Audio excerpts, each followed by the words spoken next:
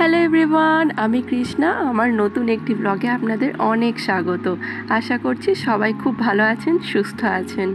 আজকের যে ভিডিওটা আপনাদের সঙ্গে শেয়ার করছি সেটা প্রায় 1 মাস আগের করা। দিনটা ছিল শনিবার, 27শে এপ্রিল। আমরা দুজনে মিলে ঠিক করলাম যে বাইক রাইড করে বেরোবো। গন্তব্য ঠিক হলো মালবাজার থেকে 84 কিলোমিটার দূরে দার্জিলিং ডিস্ট্রিক্টের তাকদা বলে একটি জায়গা। তো যেমন বলার তেমন কাজ, সকাল সকাল আমরা প্রায় বেরিয়ে পড়েছিলাম। আজকে আমরা মেনলি চেষ্টা করেছি শুধু বাইক রাইড করার, কোনো জায়গায় খুব একটা দাঁড়াবো না বা হল্ট করব না। রাস্তায় যেতে যেতে যে জায়গাগুলো পড়বে সেই জায়গাগুলো জাস্ট দেখতে দেখতে বেরিয়ে যাব। তাই সকাল সকাল বেরিয়ে পড়েছিলাম। পাহাড়ি রাস্তায় একটা অসুবিধে হলো, খুব তাড়াতাড়ি সন্ধে নামে, আর সন্ধে নামার আগেই আমাদেরকে বাড়িতে ফিরে আসতে হবে। এটাই ছিল আমাদের মেন টার্গেট। তাই আমরা সকাল সকাল 9টার মধ্যে বেরিয়ে পড়েছিলাম। আর আমরা সবসময় চেষ্টা করি বাড়ি থেকে খাবার নিয়ে যাওয়ার, যাতে করে রাস্তায় খুব একটা যেন সময় আমাদের নষ্ট না হয়। মালবাজার থেকেই যখন আমরা গন্তব্য ঠিক করেছি, তারপরেই পড়বে হচ্ছে গিয়ে ডামডিং, এবং তারপরে ওদলাবাড়ি, নাগরাকাটা, সেবকে যখনই আপনারা ঢুকবেন তখনই আপনাদের সাথে সাথে তিস্তা নদীও রাস্তার বন্ধু হয়ে যাবে। এইখানে একটা কথা বলে রাখি, আমরা সব সময় সমতল ভূমিতে এতদিন অবধি ঘোরাফেরা করে এসেছি, তাই পাহাড়ি রাস্তা যথেষ্ট আঁকাবাঁকা, যথেষ্ট ঝুঁকিপূর্ণ এবং যথেষ্ট সতর্কতা অবলম্বন করে চলাফেরা করতে হয়।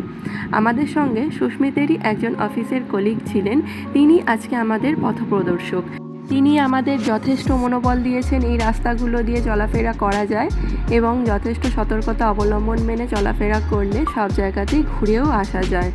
সেই জন্য ওনাকেও দেখবেন রাস্তার সঙ্গে সঙ্গেই লাল হেলমেট পরে আগে এগোচ্ছেন। উনি আজকে আমাদের মেনলি পথপ্রদর্শক। সেবকে যখনই আপনারা এন্টার করবেন তখনই রাস্তাগুলো বেশ পাহাড়ি আঁকাবাঁকা হবে, এবং রাস্তার ধারে পথের সঙ্গী হবে তিস্তা নদী। ওই দেখুন দূরে দেখা যায় করোনেশন ব্রিজ। কি সুন্দর এই ব্রিজ! ব্রিটিশ আমল থেকে বানানো এই ব্রিজটাকে আরও সুন্দরভাবে দেখবার জন্য রাস্তার ধারে একটা হল্ট করা আছে। যাত্রীরা সেখানে দাঁড়িয়ে এই করোনেশন ব্রিজ দেখে। সেই জায়গায় আমরাও দাঁড়িয়েছিলাম। একটু ছবি টবি তুলে আমাদের আরও ইচ্ছে হলো যে করোনেশন ব্রিজটার কাছে গিয়ে একদম ছবি তুলব। তো আমরা ওখান থেকে বেরিয়ে গিয়ে ঠিক একদম করোনেশন ব্রিজটার সামনেই এসে দাঁড়িয়ে গেলাম। আমাকে সুস্মিত এইদিকে ছেড়ে দিল, আর সুস্মিত ওই পারে গিয়ে বাইকটা দাঁড় করাবে বলে এগিয়ে গিয়েছিল। কি সুন্দর দেখুন করোনেশন ব্রিজ, সেই ব্রিটিশ আমল থেকে বানানো এই ব্রিজ। সামনের দিকে যে রাস্তাটা এঁকে বেঁকে চলে যাচ্ছে সেটাই হচ্ছে গ্যাংটক এবং দার্জিলিং যাওয়ার রাস্তা। আর আমি যেই দিকটায় দাঁড়িয়ে আছি সেটা হলো জলপাইগুড়ি জেলার আসার রাস্তা, মালবাজার, কালিম্পং, এই রাস্তাটা দিয়েই আপনারা যেতে পারবেন। কি অপূর্ব সুন্দর দেখুন এই করোনেশন ব্রিজটা। এখানে বাসও দাঁড়ায়, আর প্রত্যেকটা যাত্রী এখান থেকে উঠতেও পারে। আমরা দার্জিলিং জেলার রাস্তাটায় আমরা চুজ করলাম। কি সুন্দর দেখুন রাস্তাটা, পাহাড়ি রাস্তা এঁকে বেঁকে যাচ্ছে, এবং গাছের পাতাগুলো মোটামুটি সেই সময়টায় পুরো ঝরে যাওয়ার প্রায় আগের মুহূর্ত। প্রচুর পাতাগুলো একদম হলুদ হয়ে গেছে, সবুজ পাতা খুব একটা দেখা যাচ্ছিল না। আর যেদিন আমরা বেরিয়েছিলাম সেদিন খুব রোদ্দুরও ছিল, খুবই গরম লাগছিল প্রায় বলা যায়।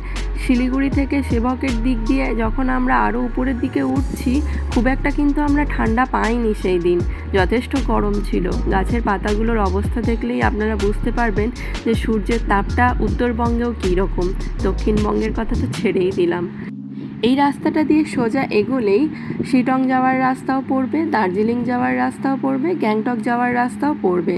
দার্জিলিং যাওয়ার রাস্তাটা ঠিক একটা জায়গায় আসার পরে সেই জায়গাটার থেকে উপরের দিকে উঠে যেতে হয়, আর সোজা বেরিয়ে গেলেই গ্যাংটক পড়বে। এখান থেকে আমরা গ্যাংটকের রাস্তাটাই নিয়েছিলাম, এবং গ্যাংটকের রাস্তায় নিতে নিতে আমাদের গন্তব্য আবার চেঞ্জও হয়ে গেল। কারণ যিনি আমাদেরকে গাইড করে নিয়ে যাচ্ছিলেন তিনি বললেন যে তাকদার থেকেও আরও একটি ভালো জায়গা আছে, সেটা কিনা তিনচুলে। যাই হোক, আমার তো বেশ ভালোই হলো, আমার ঘোরা নিয়ে কথা। আমি বেশ ঘুরে বেশ ভালোই লাগছিল আমার দেখে। আর সাথে সাথে এই তিস্তা নদীর আঁকাবাঁকা পথটা দেখে আরও আমার যেন জার্নিটা আরও বেশি এনজয়েবল লাগছিল। আজকের জার্নিটা আপনারা পুরোটাই রোড ট্রিপ হিসেবে ধরতে পারেন, কারণ আমরা সেরকমভাবে কোথাও দাঁড়াইনি। আমরা প্রথমে ঠিক করেছিলাম তাকদা যাব, তারপরে যিনি আমাদের নিয়ে যাচ্ছিলেন উনি বললেন তিনচুলে যেতে, কারণ সেখান থেকে আমরা লামাহাটাও দেখতে পারবো। আর একই সাথে দুটো জায়গা যদি ঘোরা যায় তাহলে ভালোই হবে, সময়টাকে আরও বেশি এফিশিয়েন্টলি কাজে লাগানো যাবে। সেজন্য আমরা ঠিক করলাম তাহলে তিনচুলে যাব, তিনচুলে থেকে সেখান থেকে লামাহাটা ঘুরে আবার ব্যাক করব মালবাজার। রাস্তা দিয়ে যেতে যেতে একটাই কথা শুধু মনে পড়ছিল, আমাদের একজন সাথী হলো সঙ্গে যাওয়ার, আর যেটা কি না একটা নদী, একটা আস্ত বড় নদী, তিস্তা নদী। আমরাও চলেছি, নদীও চলেছে, কখনো এঁকে বেঁকে, কখনো একদম পাহাড়ের খাদের মধ্যে দিয়ে যাচ্ছে, আবার কখনো একদম নদীর বরাবর আমাদের রাস্তাটা চলে আসছে। দেখুন এখনও যে যাচ্ছি তখনও একদম নদীটা যেন আমাদের একদম হাতের সামনে। আর দূরে যে পাহাড়গুলো দেখা যাচ্ছে সেটা তো অসম্ভব সুন্দর মনে হচ্ছে। তবে এই তিস্তারই এক ভয়ঙ্কর রূপ আমরা দেখেছি যখন সিকিমের বন্যাটা হয়েছিল। তিস্তার সেই ভয়ঙ্কর রূপ মনে হয় আর কেউ কোনো দিন দেখেনি। দেখুন এই রাস্তাটা দিয়েই যাচ্ছি, নিচেটায় একবার লক্ষ্য করলে বুঝতে পারবেন কি পরিমাণে ধ্বংস করেছিল নদীটা, একদম ভেঙে দিয়েছিল চারপাশের পাড়গুলো। এখনও অবধি তিস্তার জলটা সেই রকমই ঘোলাটে হয়ে রয়ে গেছে। আগে যখন এসেছিলাম 2021 সালে নর্থ সিকিমে আমরা ঘুরতে এসেছিলাম, তখন তিস্তার জল দেখেছিলাম একবারে সবুজ, যেন একদম কাঁচের মতন জলটা, কিন্তু এখন একদম ঘোলাটে জল। কখনো আমি পরিষ্কার জল দেখতে পাই না যখনই শিলিগুড়ির উপর দিয়ে মালবাজার এসেছি। যাই হোক, এ তো গেল দুঃখের কথা, কিন্তু নদী যে এত সুন্দরভাবে বয়ে চলেছে তা কিন্তু কম আনন্দের নয়, বা কম কিছু প্রাকৃতিক সৌন্দর্যটাকে এনহ্যান্স করে না, সেটা কিন্তু যথেষ্ট বাড়িয়ে দেয় প্রাকৃতিক সৌন্দর্যকে। আর এই সৌন্দর্য উপভোগ করার জন্যেই মানুষ কত কত টাকা খরচা করে এই নর্থ বেঙ্গল আসে ঘুরতে। আমার মনে মনে একটাই কথা মনে হয় যে আমি সত্যি কিছু ভাগ্যবানের মধ্যে আমিও একজন, যে প্রকৃতির এই অসম্ভব সুন্দর রূপটাকে আমি এখানে এত কাছ থেকে দেখতে পাই, এত সহজে এটার সামনে আসতে পারি। রাস্তায় এখনও কনস্ট্রাকশনের কাজ চলছে, যেখানে যেখানে নদীটা মারাত্মকভাবে ক্ষতি করেছে সেই জায়গাগুলো এখনও মেরামতের কাজ চলছে। এই যে রাস্তাটা দেখতে পাচ্ছেন, একটা রাস্তা নিচের দিকে যাচ্ছে আর একটা রাস্তা উপরের দিকে যাচ্ছে। উপরের দিকে রাস্তাটা গ্যাংটকের দিকে চলে যাচ্ছে, নিচে যে রাস্তাটা চলে যাচ্ছে সেটা হচ্ছে লামাহাটা হয়ে দার্জিলিং। আমাদেরকে মেনলি নিচের রাস্তাটাই ধরতে হবে, কিন্তু আমরা উপরের রাস্তাটা নিয়েছিলাম একটা জিনিস দেখব বলে, সিকিমের যে রেল লাইনটা হচ্ছে সেটাই দেখব বলে। নিচের দিক দিয়ে তিস্তা নদী যাচ্ছে আর উপর দিক দিয়ে একটা ব্রিজ রয়েছে, ভিউটা খুব ভালো হবে বলে আমরা এই রাস্তাটা নিয়েছিলাম। দেখুন আমার ডান দিকে যে মানে কনস্ট্রাকশনটা হচ্ছে সেটা হলো ওই সিকিম যাওয়ার যে রেল লাইনটা, সেটাই হচ্ছে। অদ্ভুত সুন্দর এই তিস্তা নদী, জলটা ঘোলাটে বলে খুব একটা ভালো লাগছে না দেখতে, কিন্তু জলটা যখন একদম সবুজ রঙের ছিল তখন কিন্তু অসাধারণ লাগতো দেখতে তিস্তা নদীকে। আর এই যে কনস্ট্রাকশনটা হচ্ছে এটাই হচ্ছে সিকিম যাওয়ার রেল লাইন, এটা আগামী 3-4 বছরের মধ্যেই কমপ্লিট হয়ে যাবে বলছে। এই ট্রেন লাইনটা হয়ে গেলে সিকিম যাওয়া কিন্তু খুবই সহজলভ্য হবে সকলের জন্য। আমরা জাস্ট এইখানটাতেই দাঁড়িয়ে কয়েকটা ছবি তুলে তারপরে আমরা তিনচুলের দিকে রওনা দিয়েছিলাম নিচের রাস্তাটা ধরে। এখানে আমি জাস্ট ভিডিওটা করে রেখেছিলাম আপনাদেরকে দেখাবো বলে, নদীর জলটা কতটা পরিমাণে উপরে উঠে গিয়েছিল দেখুন, একদম পাড়টার পুরো ভেঙে দিয়েছিল, একদম কি পরিমাণে ক্ষতি করেছিল নদীটা সে বলার নয়। এখনও তার অবশিষ্টাংশটুকু পড়ে রয়েছে। তবে ব্রিজটার উপরটায় খুব সুন্দর হাওয়া দিচ্ছিল, আর এই রং বেরঙের পতাকাগুলো আরও বেশি এই ব্রিজটাকে আকর্ষণীয় করে তুলছিল। নদীটার ধার দিয়ে যে রাস্তাটা যাচ্ছে দেখুন, একদম গাড়িগুলো যাচ্ছে, ওই রাস্তাটা ধরেই আমাদেরকে এগোতে হবে লামাহাটা তিনচুলের উদ্দেশ্যে। আমরা আবার ব্রিজের উপর থেকে নেমে এসে তলার রাস্তাটা আপনাদের যে দেখালাম ওই রাস্তাটা দিয়েই আবার লামাহাটা আর তিনচুলের উদ্দেশ্যে রওনা দিলাম। এই রাস্তাটার মধ্যে একটা ব্রিজ পড়ছে, দেখুন সামনেই ব্রিজটা রয়েছে, পুরোপুরি কাঠের। ব্রিজটা খুব একটা শক্তপোক্ত বলে আমার মনে হচ্ছিল না, এটার ওপর দিয়ে যখন এই ট্রাকটা গেল তখন একটু মনের মধ্যে ভরসা হলো যে না, এটা শক্তপোক্তই প্রায় বলা যায়। ব্রিজটা শেষ হয়েই দেখুন উপরের দিকে একটা সাইনবোর্ড রয়েছে, ওখানে লেখা আছে welcome to Darjeeling district, Lamahatta 13 kilometre, Tinchuley 11 kilometre. এই রাস্তাটা ধরেই আমাদেরকে উপরের দিকে উঠে যেতে হবে। রাস্তাটা ভালো, খুবই সুন্দর রাস্তা, তবে যথেষ্ট ইনক্লাইন রয়েছে রাস্তাটার মধ্যে। আর পথের বাঁকগুলো তো বলার নয়, আপনারা সঙ্গে সঙ্গে যেতে যেতেই বুঝতে পারবেন যে কী পরিমাণে পথের বাঁকগুলো ছিল। একদম গোল গোল গোল গোল, মানে মাথা জাস্ট ঘুরে যাওয়ার উপক্রম প্রায়।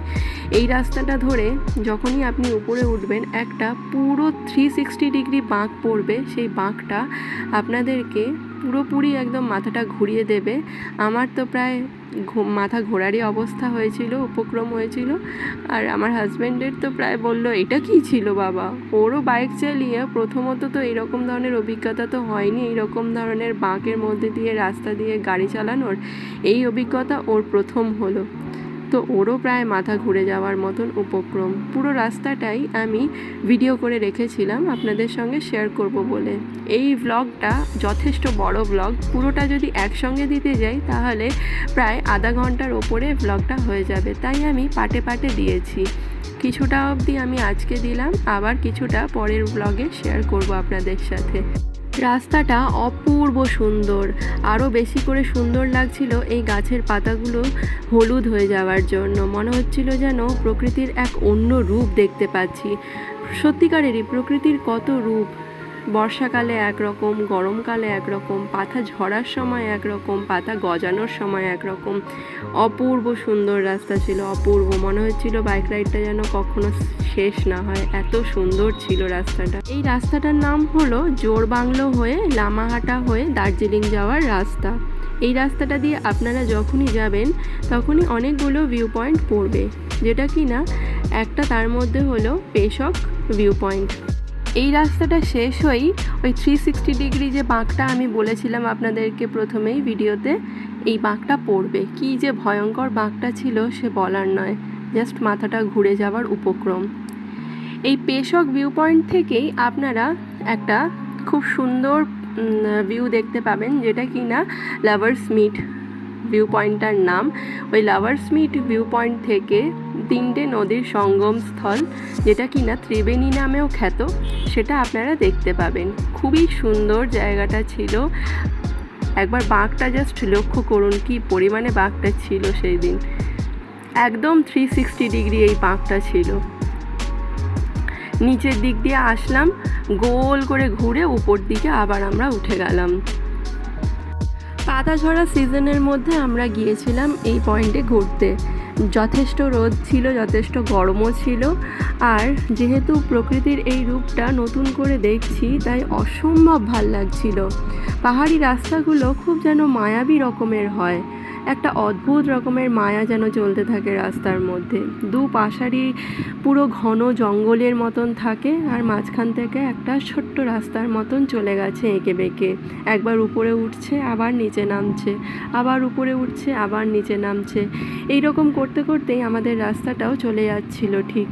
আমার তো মনে হচ্ছিল যেন এখানটাতেই থেকে কিছুক্ষণ দাঁড়িয়ে বেশ খানিকক্ষণ এখানে শান্তির কিছুটা নিঃশ্বাস নিয়ে নিই, তারপরে আমরা আবার যাই।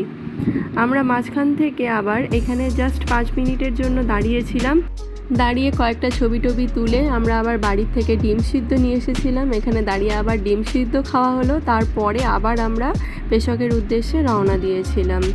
পেশকের যে লাভার্স মিট ভিউ পয়েন্টটা আপনাদের বলছি আমি বারবার, সেখানে মোটামুটি সবাই ঘুরতে আসে। আপনারা গেলে সেখানে বিভিন্ন রকমের জিনিসপত্র দেখতে পাবেন, যে ডাব, ফল, এইগুলো বিক্রি হচ্ছে। রাস্তাটা একবার লক্ষ্য করুন, কি সুন্দর আঁকাবাঁকা রাস্তা, একদম পাহাড়ি জঙ্গল মনে হচ্ছে যেন গাছগুলো দেখে, কিন্তু এটা কিন্তু জঙ্গল নয়, এটা জাস্ট একটা পাহাড়ের রাস্তা, এইভাবেই উঠে গেছে। এই রাস্তাটা দিয়েও দার্জিলিং যাওয়া যায়, লামাহাটা হয়ে যেতে হয়, কিন্তু রাস্তাটা যথেষ্ট ইনক্লাইন রাস্তা। আমার মতে বলে যদি আপনারা দার্জিলিং যান তাহলে অবশ্যই শিলিগুড়ি থেকে যে রাস্তাটা রোহিণী হয়ে যাচ্ছে কার্শিয়াং হয়ে, সেই রাস্তাটা আপনারা চুজ করবেন।